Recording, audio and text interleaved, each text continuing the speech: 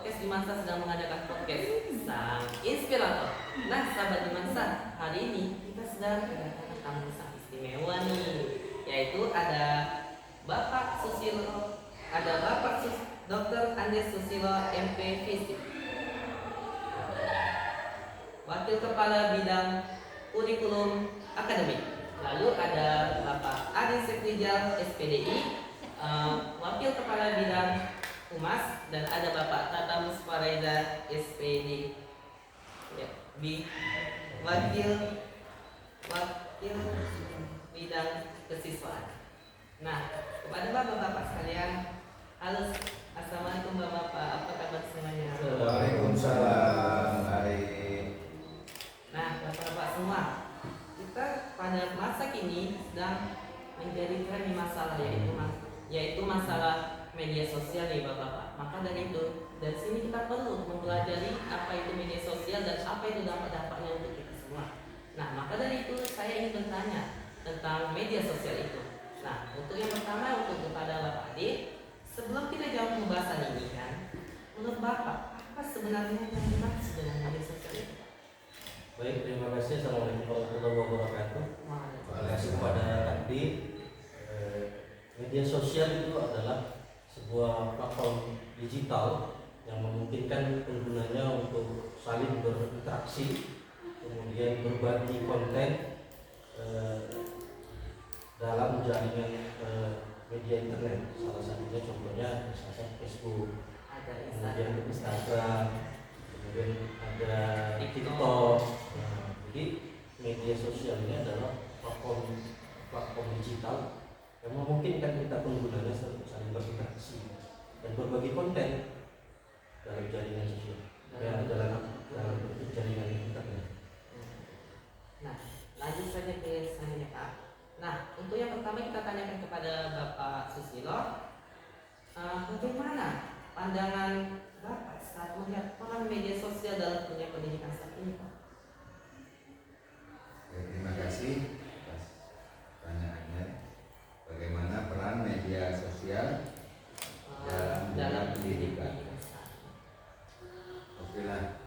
Jadi untuk peran media sosial ini kita sudut pandang dari madrasah ya. Bagaimana perannya sangat banyak.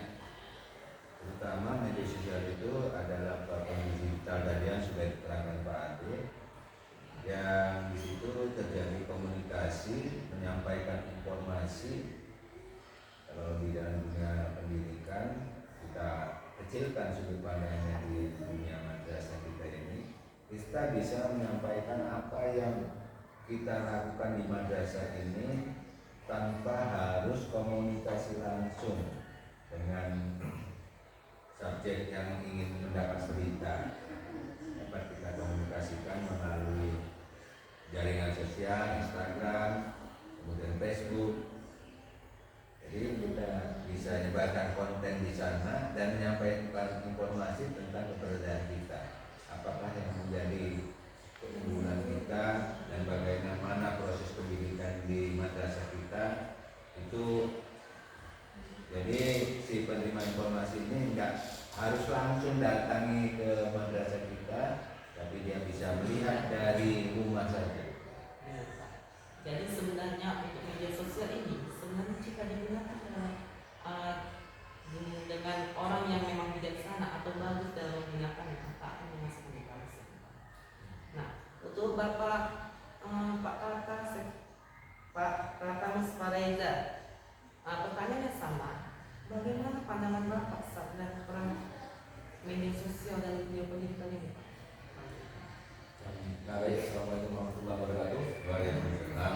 Terima kasih tadi saya pertanyaan. Nah, untuk pertanyaan masih sama ya Pak, yaitu bagaimana pandangan Bapak saat melihat peran media sosial dalam dunia pendidikan saat ini Pak? Pendidikan. Ya Pak. Oke, baik. Dalam dunia pendidikan itu media sosial sangat bermanfaat sekali. Yang pertama itu para siswa sudah banyak mendapat referensi pembelajaran yang didapat dari media sosial.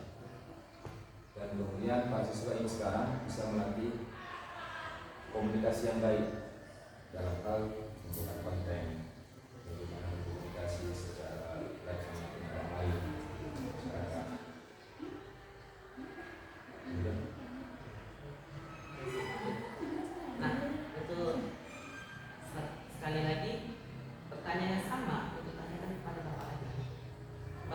pandangan Bapak saat melihat peran media sosial dalam dunia pendidikan saat ini, Pak? Media sosial ini merupakan sebuah pencapaian peradaban bagi manusia jika diikuti oleh nilai-nilai moral atau nilai-nilai yang positif. Maka kehadiran media sosial itu sangat penting berperan untuk menyebarkan hal-hal baik. Jadi kedatangannya atau kehadiran media sosial ini sebuah keniscayaan yang saya bilang tadi merupakan peradaban manusia yang bisa dipakai dengan benar apabila ini disandingkan dengan nilai-nilai positif. Salah satunya kita bisa bersilaturahmi, kita bisa menyampaikan ide-ide kita. Apalagi dalam dunia pendidikan sekarang banyak seperti yang Pak Tata bilang, referensi-referensi pembelajaran itu banyak sekali di media sosial.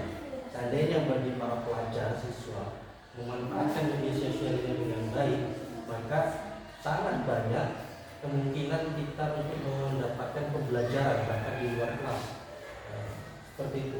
Namun sebaliknya apabila ini tidak di guidance dengan nilai-nilai positif, terlebih lagi kita selaku orang Islam, nilai-nilai agama dan nilai-nilai moral, maka ini menjadi sebuah kehancuran bagi generasi muda khususnya. Maka kedatangan atau peran media sosial bagi pendidikan yang jika disandingkan oleh nilai positif akan menjadi sesuatu yang sangat baik bagi siswa, bagi guru juga mendapatkan referensi-referensi yang baik. Betul. Benar, Pak. Memang jika seorang anak muda harus memiliki karakter yang baik untuk bisa menggunakan media sosial. Jika dia baik dalam menggunakannya maka baik juga.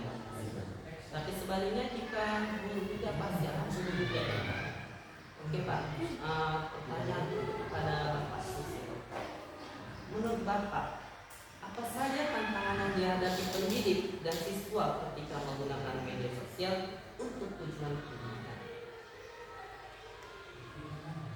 Itulah ya. Jadi kalau tantangan yang bisa diulang tantangan Apa saja tantangan yang dihadapi pendidik dan siswa ketika menggunakan media sosial untuk tujuan pendidikan? tujuan pendidikan yang menjadi tantangan ini di dalam media sosial tidak terlepas dari konten-konten yang mengarah kepada pembinaan karakter berakhlak mulia. Jadi dalam hal ini dalam mempublikasikan sesuatu karya ke dalam media sosial itu harus kita memperhitungkan sejauh mana media yang kita buatkan itu nantinya akan memberikan bekal ilmu pengetahuan, bekal karakter daripada penikmat media sosial tersebut. Jadi dalam hal ini si pembuat konten kita harapkan yang memiliki pengetahuan yang bagus ya, jangan terlalu sembarangan kali kita menyampaikan itu ke dalam media sosial tanpa mempertimbangkan efek yang ditimbulkan akibat penikmat media sosial itu tersebut. Disitulah makanya perlu kebijakan, harus bijaksana kita di dalam menyampaikan media sosial, karena bisa jadi itu kalau salah-salah bisa memudaratkan kita sendiri, bisa tidak hukum malahan. Jadi itu yang menjadi tantangan itu ya, bagaimana kita pengguna media sosial itu harus benar-benar memahami tentang penggunaan media itu secara baik dalam penggunaannya dan secara baik pula dalam kontennya. Saya kira itu yang perlu diperhatikan. Bagi si penikmat bisa memilah apakah itu informasi itu yang berguna atau itu bisa informasi yang jelek untuk dirinya. Apakah itu konten yang benar atau hanya bisa itu memfilternya. Kalau tidak, itulah bisa mengakibatkan negatif bagi si penerima konten tersebut. Hati-hati, si bagi penerima harus bisa memfilter, bagi pembuat konten harus memiliki ilmu pengetahuan yang berguna untuk pembinaan akhlak mulia dan penginformasian yang sesuai dengan faktanya. Saya kira itu ada dua sisi kan, pembuat konten dan si penerima konten, dan hati-hati juga waktu mengkontenkan tersebut, apakah itu nanti berpeluang kepada kita menjadi orang yang terjerat hukum karena kesalahan kita sendiri. Untuk sekarang ini media sosial memiliki dua sisi yang sangat berbeda. Yang pertama pasti ada yang positif dan pasti juga ada yang negatif. Untuk bagi kita yang pengguna awam media sosial pasti akan bisa kebingungan mana yang hoax dan mana yang benar. Tanpa kita orang-orang awam itu bisa mencari tahu kebenaran dari fakta tersebut. Nah, untuk Bapak Kakak, menurut Bapak nih, adakah peran media sosial dalam peningkatan prestasi siswa dalam bidang akademik maupun non akademik? Baik, terima kasih. Sesuai pertanyaan tadi, bagaimana peran media sosial dalam meningkatkan prestasi siswa? Jadi sekarang di zaman ini media sosial itu sangat berperan. Ya, yang mungkin dahulunya siswa itu tidak bisa mengikuti di kelas-kelas nasional, di tingkat provinsi juga. Nah, dengan sekarang adanya informasi kompetisi yang bisa di Instagram, yang didapat di Facebook dan TikTok. Ya, jadi sekarang para siswa itu berkesempatan mempermudah siswa untuk mengikuti kompetisi itu sampai tingkat nasional. Peluang besar. Memiliki peluang besar, baik itu di bidang akademik maupun di akademik.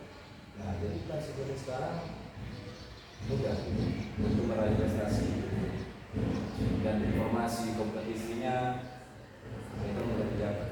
Kemudian nanti dari yang hasilnya itu kalau kita manfaatkan juga atau kita kirim ke media sosial, itu juga bisa menunjang atau memberi motivasi bagi siswa lain, sehingga mereka itu anak-anak yang sudah itu kan bisa dilakukan masyarakatnya lebih luas lagi.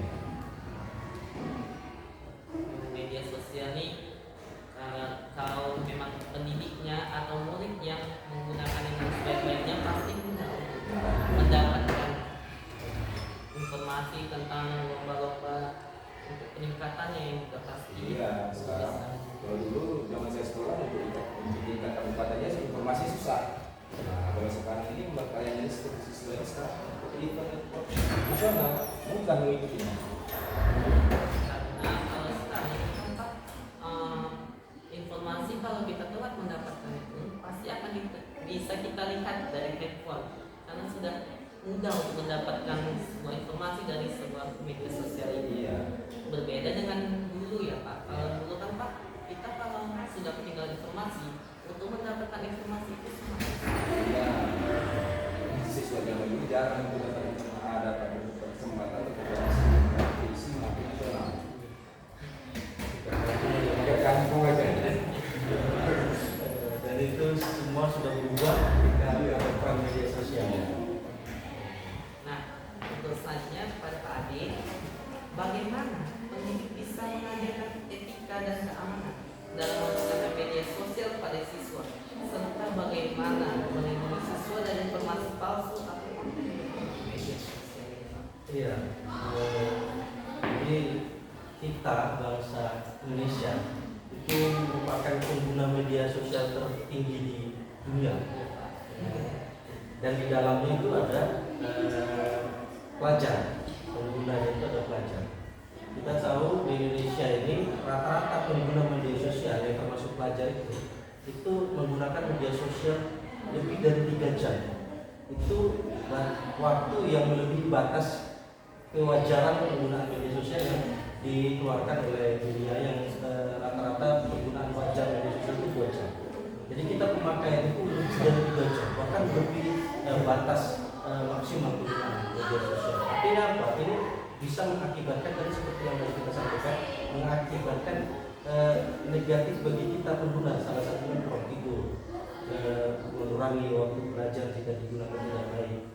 Kemudian kecenderungan kita itu menganggap salah atau berkompetensi di media sosial sehingga memuja dan menutup diri sehingga menjadi pribadi yang introvert seperti itu.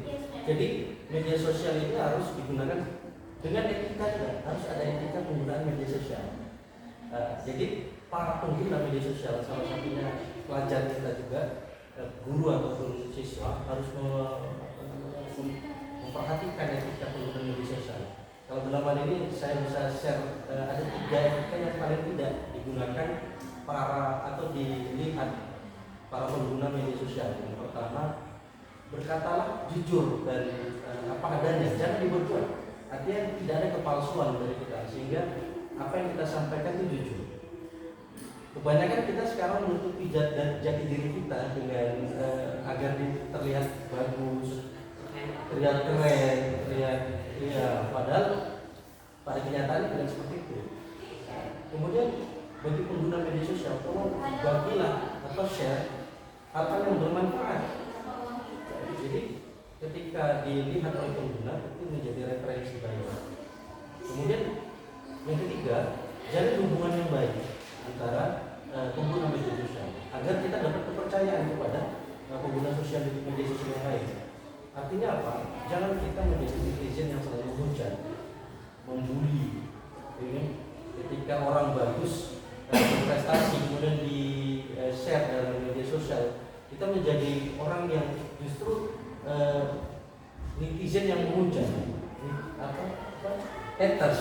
Nah ini kemudian jadilah hubungan baik antara pengguna media sosial sehingga kita juga dapat kepercayaan dari orang yang menggunakan media sosial. Kalau dalam madrasah ini ada hal-hal yang kita akan upayakan bersama bidang kesiswaan dan guru. Salah satunya kita akan membuat forum atau kelompok-kelompok diskusi baik guru dengan siswa atau siswa dengan siswa untuk memonitor terus penggunaan media sosial. Iya, mensosialisasikan, mengkampanyekan etika penggunaan media sosial yang baik, kemudian memberikan ruang diskusi kepada korban-korban yang dibully di media sosial sehingga dapat pendampingan. Ini akan terus diteruskan, salah satunya dalam program Kementerian Agama sekarang anti-bully, yang bullying sekali. Termasuk di media sosial banyak sekali cyberbullying. Jadi seperti itu. Jadi bagaimana caranya kita menjadi pengguna yang beretika, dan ini akan kita kampanyekan terus di masyarakat. Nah, untuk pertanyaan yang sama akan saya sampaikan kepada Bapak Susilo. Akan saya ulangi pertanyaannya, bagaimana pendidik bisa mengajarkan etika dan keamanan dalam menggunakan media sosial sebagai siswa, serta bagaimana melindungi siswa dari informasi palsu atau konten negatif di media sosial ini? Ya, untuk melindungi siswa di madrasah khususnya kita ya di madrasah itu salah satunya karena membatasi si penggunanya, siapa siswa itu sendiri. Makanya di setiap kelas itu kita sediakan keranjang ya. Itu keranjang untuk mengumpul HP, dalam arti kata untuk membatasi berapa waktu yang bisa digunakan. Jadi pada saat belajar bisa jadi mereka itu karena HP-nya dikumpul. Jadi konsentrasi anak belajar. Ya, karena itu edukasi untuk membatasi penggunaan. Karena makin banyak yang melihat, makin banyak berpeluang kesalahan itu terjadi kan. Makin banyak dia menggunakan, makin besar kesempatan dia bisa untuk ngebully temannya atau apa. Kemudian ya untuk membatasi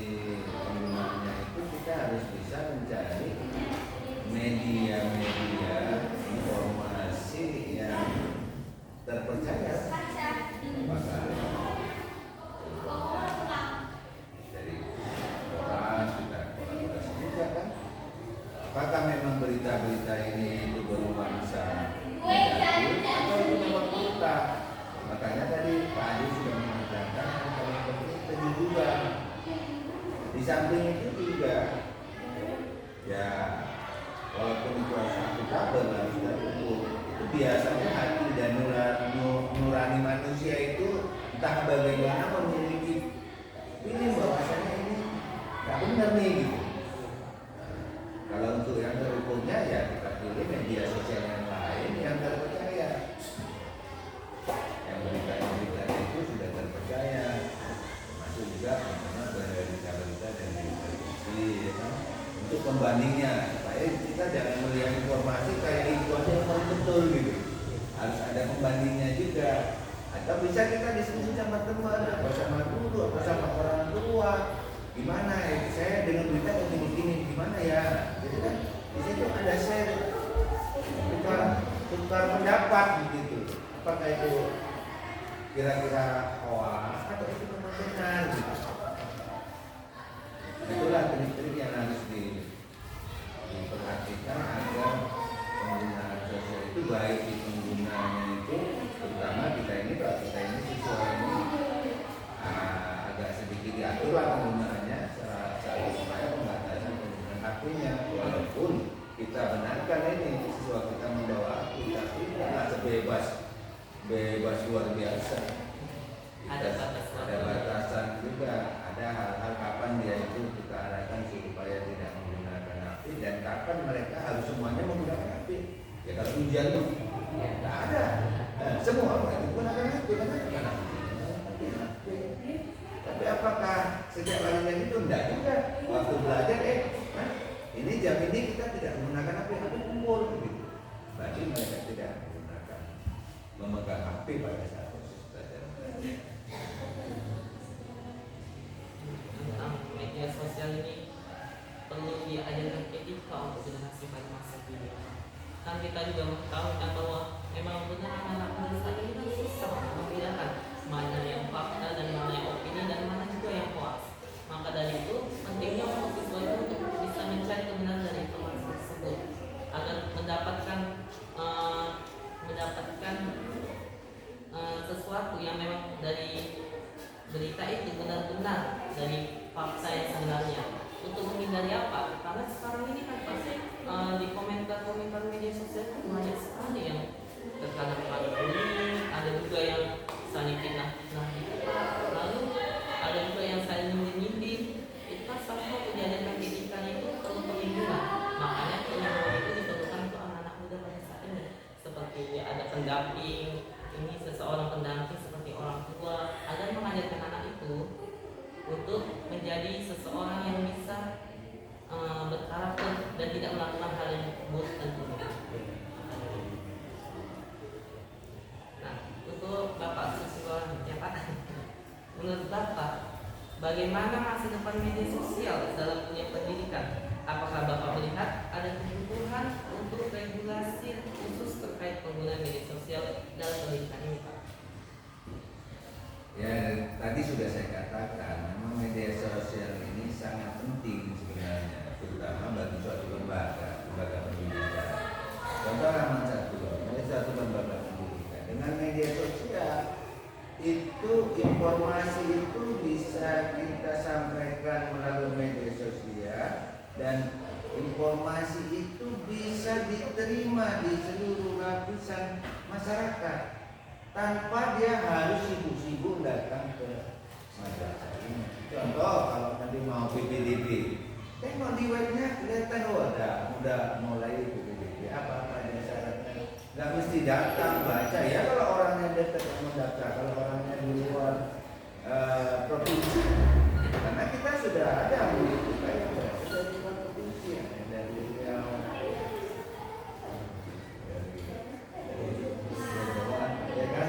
dari mereka dapatnya dari mana? Dari informasi yang kita sampaikan. Maka kalau kita katakan penting atau tidak penting, sangat penting. Kemudian kita ingin juga melaporkan, menginformasikan apa sih yang sudah dibuat oleh siswa madrasah itu, sudah bisa apa dia, untuk sebagai promosi dan daya tarik kepada orang lain untuk menjadi bahan pertimbangan kira-kira layak atau cocok nggak anak saya di sekolah dan itu gitu. Kalau tidak ada informasi siapa yang berani? Kita mau beli aja lah ini bagus nih, tapi gimana ya? Media sosial. Nggak diiklankan. Nggak diiklankan gimana? Tapi kalau diiklankan dan kapasitas informasi itu bukan apa dunia gitu. Jadi apa yang kita sampaikan di medsos itu dunia menyaksikan. Sama halnya kita ini sekarang bisa menyaksikan kejadian di belahan dunia, baik itu perang Rusia dan sebagainya. Bisa kita tahu kan? Ya, media sosial tadi. Cuman itu tadi penggunaannya itu harus jangan menggunakan itu bermudarat bagi kita, itu aja. Udah itu aja. Oke, terima kasih untuk bapak-bapak yang sudah hadir dalam podcast pada hari ini, dan maaf juga jika banyak salah saya dalam menyampaikan kata ataupun kata-kata yang kurang pas untuk didengarkan bapak-bapak. Nah, dalam inti ini media sosial itu sangat berdampak untuk pada generasi pada masa kini, bisa itu berdampak negatif dan positif. Sebenarnya jika seseorang dapat menggunakan media sosial dengan sebaik-baiknya, berpeluang besar untuk menjadi seseorang yang penting, drastis gitulah. Seperti penggunaan sekarang ini ada konten kreator, ada juga yang sedang video review makan atau sejenisnya itu. Sebenarnya berpeluang besar untuk kita pada orang-orang muda pada saat ini. Tapi hanya tergantung kita lah dalam menggunakannya dengan baik ataupun buruk yang kita gunakan. Maka dari itu perlunya pendamping orang yang baik. Dan sebelum kita mulai untuk menjadi pendamping yang baik, perlulah untuk kita mulai dari diri kita sendiri untuk bisa jujur dalam menyampaikan sebuah informasi di media sosial ini. Nah, sampai situ podcast kita pada hari ini. Saya akhiri dengan wabillahi taufiq wal hidayah. Assalamualaikum warahmatullahi wabarakatuh. Waalaikumsalam warahmatullahi wabarakatuh. Terima kasih. Mari Pak, atas segala kekurangan.